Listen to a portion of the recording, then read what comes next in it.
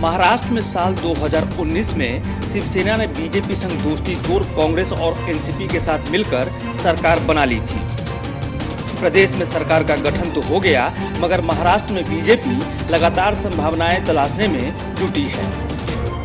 इन सबके बीच केंद्रीय मंत्री राव साहब दानवे और पूर्व सीएम देवेंद्र फडणवीस के दावों से महाराष्ट्र के सियासी गलियारे में हलचल बढ़ गई है।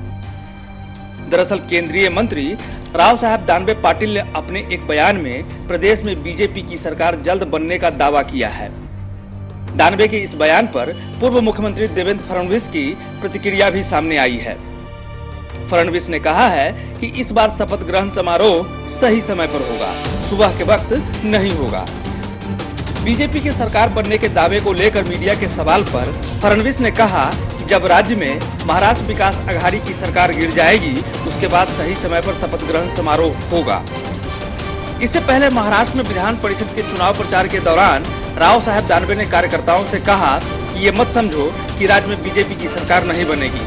आपको साफ साफ बता रहा हूं कि आने वाले 2-3 महीने में महाराष्ट्र में हमारी सरकार बनने जा रही है और आप लोग इसे याद रखिएगा। बीजेपी नेताओं के इस बयान को सितंबर महीने में फडणवीस और शिवसेना नेता संजय राउत की मुलाकात से जोड़कर देखा जा रहा है।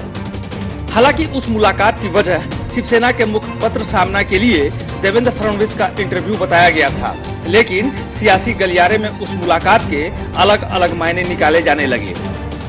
आपको बता दें कि पिछले साल 23 नवंबर को ही बीजेपी ने महाराष्ट्र में सरकार बनाई थी, जो सिर्फ 80 घंटे के लिए ही टिक पाई थी।